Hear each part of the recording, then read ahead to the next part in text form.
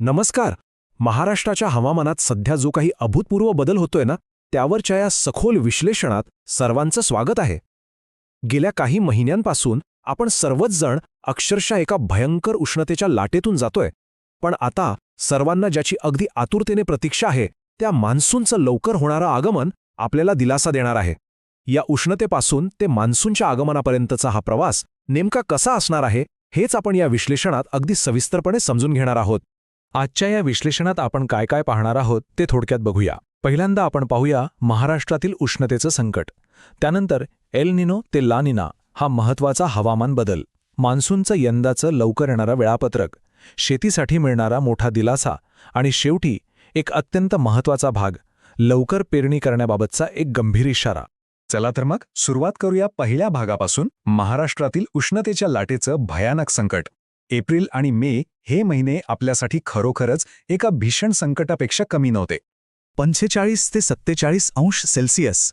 जरा विचार करा, विदर्भासारख्या भागात नोंदवली गेलेली ही आकडेवारी अक्षरशः अंगावर काटा आणणारी आहे. हे फक्त जास्त तापमान नव्हतं, तर जणू काही राज्याला होरपळून काढणारी एक भट्टीच होती. संपूर्ण राज्याने या काळात किती प्रचंड यातना सहन केल्या आहेत याचा हा एक स्पष्ट पुरावाच आहे. आणि या भयंकर उष्णतेचे परिणाम आपण सर्वांनीच रोजच्या आयुष्यात भोगलेत. पुणे, मुंबई, मराठवाडा सगळीकडे दिवसा जाणवणारा तो असह्य उकाडा आणि रात्रीसुद्धा वाहणारे ते उष्ण वारे, एसी आणि कूलरसारखी उपकरणंसुद्धा या उष्णतेपुढे अक्षरशः कुचकामी ठरली होती. यासोबतच भीषण पाणी टंचाई, दुष्काळासदृश्य परिस्थिती आणि वाढत्या आरोग्याच्या समस्यांनी नागरिकांना हैराण करून सोडलं. एल निनोचा जो लांबलेला प्रभाव होता ना, त्यामुळे हा उन्हाळा अधिकच तापदायक ठरला. आता वळूया दुसऱ्या भागाकडे, एल निनोकडून ला निनाकडे होणारा प्रवास. आता हा बदल नेमका काय आहे आणि हवामानाच्या या टोकाच्या स्थितीमागे महासागरात नेमक्या काय घडामोडी घडत आहेत, हे समजून घेणं खूप रंजक आहे. तर हा ला निना प्रकार नेमका काय आहे? अगदी सोप्या भाषेत सांगायचं झालं तर प्रशांत महासागराचा पृष्ठभाग जेव्हा थंड होऊ लागतो तेव्हा त्या स्थितीला ला निना म्हणतात. आणि आपल्यासाठी आनंदाची बातमी ही आहे की ही एक अशी हवामानशास्त्रीय स्थिती आहे जी भारतामध्ये एक सक्रिय आणि भरपूर पाऊस देणारा मान्सून निर्माण करण्यासाठी अत्यंत फायदेशीर मानली जाते. हा शब्द ऐकल्यावरच आता कुठेतरी आशेचा किरण दिसू लागलाय. हे बघा, एल निनो आणि ला निना हे दोन्ही अगदी विरुद्ध आहेत. एल निनोमुळे समुद्राचा पृष्ठभाग तापतो, ज्यामुळे आपल्याला उष्णतेच्या लाटा, वातावरणातला कमी ओलावा आणि दुष्काळाचा धोका सहन करावा लागतो. याउलट ला निनामुळे समुद्राचा पृष्ठभाग थंड होतो, ज्यामुळे हवेत ओलावा वाढतो, भरपूर पाऊस पडतो आणि शेतीला एक खूप मोठा दिलासा मिळतो. हे समजलं की आपल्याला लगेच लक्षात येतं की ही असह्य उष्णता आता का कमी होणार आहे. आणि यासोबतच आणखी एक खूप भारी गोष्ट घडतीये. सध्या अरबी समुद्र आणि हिंदी महासागरात अतिशय अनुकूल परिस्थिती निर्माण झालीये. जरी एल निनोचा प्रभाव अजून पूर्णपणे संपलेला नसला तरी त्याची कमी होत जाणारी ताकद आणि समुद्रावरील वाऱ्यांच्या बदलणाऱ्या दिशा यामुळे आपला मान्सून अगदी वेगाने भारतीय उपखंडाकडे सरकतोय.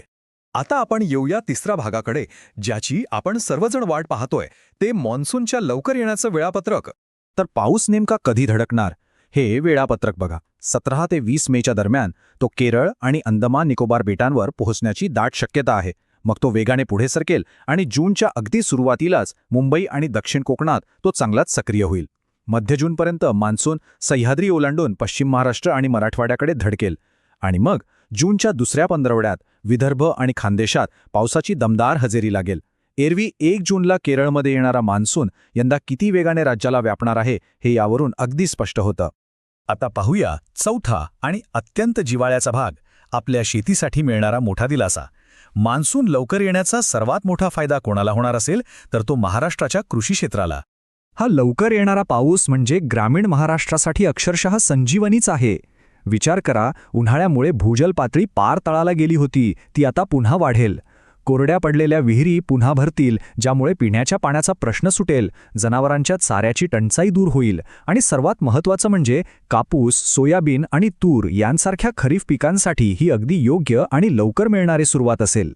विशेषतः मराठवाडा आणि विदर्भातील कोरडवाहू शेतकऱ्यांसाठी तर हा पाऊस म्हणजे एक मोठा आधारच आहे. आता शेवटचा, पाचवा आणि ह्या विश्लेषणातला सर्वात महत्त्वाचा भाग, लवकर पेरणी करण्याबाबतचा एक अतिशय गंभीर इशारा. पाऊस लवकर येतोय म्हणून हुरळून जाऊन किंवा घाई करून चालणार नाहीये. कृषीतज्ज्ञांनी सुरक्षित पेरणीसाठी एक अतिशय स्पष्ट प्रक्रिया सांगितली आहे. पहिली गोष्ट म्हणजे सुरुवातीच्या पावसाची वाट पहा. दुसरी आणि अत्यंत महत्त्वाची गोष्ट, जमिनीचा खालचा थर किमान 75 ते 100 मिलीमीटर पावसाने ओला झाल्याची खात्री करा. तिसरी पायरी म्हणजे जमिनीत वापसा आलाय का ते तपासा, म्हणजे पेरणीसाठी योग्य असा पुरेसा ओलावा निर्माण झालाय ना. आणि चौथी पायरी, या सर्व गोष्टींची खात्री झाल्यानंतरच सुरक्षितपणे पेरणीच्या कामाला सुरुवात करा. पावसाने घाई केली म्हणून आपण पेरणीची घाई करणं अत्यंत चुकीचं ठरू शकतं. इथे एक गोष्ट अगदी पक्की लक्षात ठेवायची आहे. दुबार पेरणीचा गंभीर धोका म्हणजे नेमकं काय? तर समजा तुम्ही पहिल्या पावसातच लगेच पेरणी केली आणि त्यानंतर पावसाने मोठी उघडीप दिली, पाऊस गायब झाला, तर कोरड्या जमिनीत पेरलेलं बियाणं करपून जाईल. यामुळे पुन्हा नव्याने बियाणे खरेदी करून पेरणी करावी लागेल, ज्यामुळे प्रचंड आर्थिक नुकसान होतं. आणि हे दुहेरी संकट आपल्याला कोणत्याही परिस्थितीत टाळायचं आहे. म्हणूनच जमिनीत बियाणे आणि खते टाकण्यापूर्वी कोणतीही घाई न करता नेहमी हवामान विभागाच्या अधिकृत अंदाजांकडे लक्ष ठेवा. पाऊस खरोखरच सलग टिकून राहणार आहे ना, याची पूर्ण खात्री करा. संयम आणि हवामानाच्या अचूक माहितीवर आधारित शेती करणं हाच यावेळेआधी आलेल्या पावसाचा खऱ्या अर्थाने फायदा करून घेण्याचा एकमेव सुरक्षित पर्याय आहे. तर आता शेवटी एक असा प्रश्न ज्यावर आपण सर्वांनीच विचार करायला हवा. लवकर येणारा हा पाऊस उष्णतेच्या लाटेची दहशत धुवून काढण्यासाठी सज्ज झालाय हे नक्कीच सुखावं आहे. पण भूतकाळात साधनसंपत्तीच्या नियोजनात ज्या घाईगडबडीच्या चुका झाल्या त्या न टाळता या मॉन्सूनचा योग्य वापर करून घेण्यासाठी आपलं कृषी क्षेत्र खरोखरच पूर्णपणे तयार आहे का? निसर्ग आपल्याला वेळेआधी येऊन दिलासा देतोय खरा, पण मानवी पूर्वतयारी आणि माहितीवर आधारित योग्य नियोजन यावरच या दिलाशाचं यशात रूपांतर होणार आहे. यावर नक्की विचार करा. या सखोल विश्लेषणात सहभागी झाल्याबद्दल धन्यवाद. पुन्हा भेटूया अशाच एका महत्त्वाच्या माहितीसह.